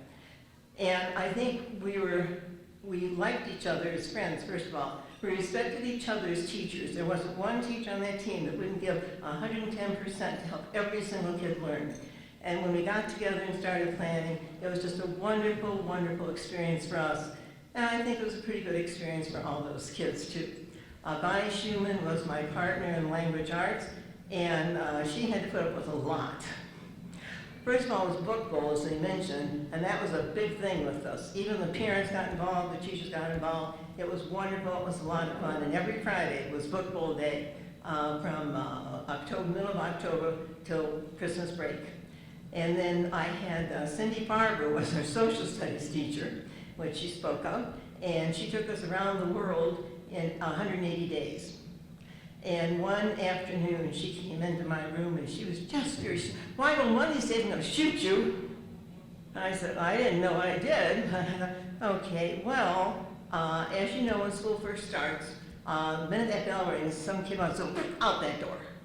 Well, you didn't do that in my room. So I looked at him and I said, park it. And the kid sat down. And I said, the bell lets me know when the class is over. There's only one person who can dismiss you, and that person is Joni Baby. And don't ever forget that. Joni Baby says go. And so that afternoon, it was possibly a Friday afternoon, if I remember correctly, the bell rang, and of course she was teaching. I had planning period 9th year, she was still teaching. And the bell rang, and one of the kids got up to get ready to leave the room, and she said, who dismisses you? And one of the kids yells out, Cindy Baby! That was not too good, I'll tell you. And occasionally the things I did backfired on me just a little bit. But I said, well, at least you got your name right. I was pleased with that. Karen Harrington was our science teacher, and I was really, really, really pleased to be teaching with her. I taught her when she was in 4th grade, back at Garfield. And I knew what a great kid she was in 4th grade and what a great teacher. She had a lot of strange things in her room, though. Snakes, turtles, things like that, or she was always cutting up something. But it was just wonderful to be working with her. I taught her brother, and I taught her sister. And according to Nathan Haynes, who some of you might know, after you've had Joan Weigel for 2 years, you have been Weigelized. So her family was definitely Weigelized. And then Jim Ruby was our math teacher, and he was very, very good in math. And thanks to Jim Ruby, I'm still alive today. Because we had third period planning period, and we always had something to eat, I took a bite of a pretzel, and for some reason it did not go where it was supposed to go. So I started, I couldn't breathe, and I'm holding my chest like this. Of course, I'm the oldest one there in the school at that time. So I said, she's having a heart attack. Go get Nancy Britnell. Nancy was a paramedic. I went, no, I'm not having a heart attack. And finally, Jim Ruby said, you're choking. And I said, yeah. So he got up, he did the Heimlich once, it didn't work, did the Heimlich the second time. That pretzel just went right across the room, let me tell you. It was just great how it came out. And by lunchtime, that was 10 o'clock in the morning. By lunchtime, the kids said, do you know Mr. Ruby saved Mrs. Weigel's life? Do you know Mr. Ruby saved Mrs. Weigel's life? And do you know some of those kids said, why? I mean, that's the honesty and the no filter of a junior high kid. That's all I can say. But those 4 people made my last 4 years of teaching. All of them were good, but those last 4 years were wonderful. We had each other's back. We were there to support each other, and it was just absolutely the very, very best time that I had my 37 years of teaching. I have to thank a lot of people tonight. My family is here tonight. My son Pat is here. My daughter-in-law Chris is here. And the 2 little people you saw in there, one of them was my grandson Sean, and I must brag about Sean a little bit. I finally got my Buckeye. And if you know me, you know I love Ohio State. He is finishing his 2nd year at The Ohio State in engineering. And the other young lady in the picture is my granddaughter, Caitlin. And she is getting ready to graduate from Harvard, May 30th. And she's also preparing for a national tournament for rugby out in Arizona. She is a rugby player, too. So, thank you. You understand rugby. Knock 'em down, baby. And then I have a lot of family here tonight. I was very fortunate. I only have one brother. I only had one son, but I was very fortunate to marry into a family that have been very supportive to me and just absolutely positively wonderful to me, just like all you people have been to me tonight. I thank you from the bottom of my heart, and happy Easter.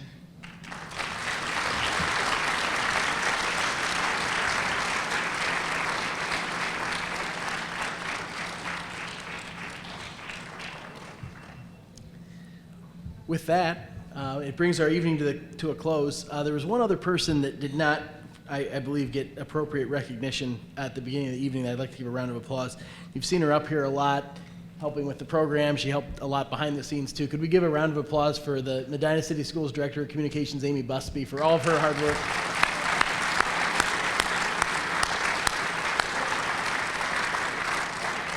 And also, let's not stop clapping, because I'd like one more large round of applause for all of our inductees this evening, the Hall of Fame classes of 2017 and 2018.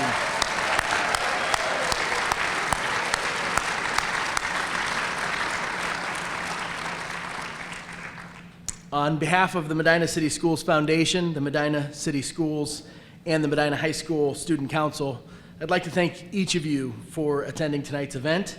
We're looking forward to honoring the classes of 2019 and 2020 in the spring of 2021.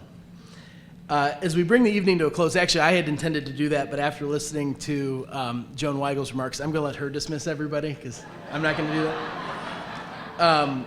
But as we bring the event to a close, I would ask that if the inductees and anyone who accepted on the behalf of an inductee could come to the front for a few photos with the group after we conclude the program.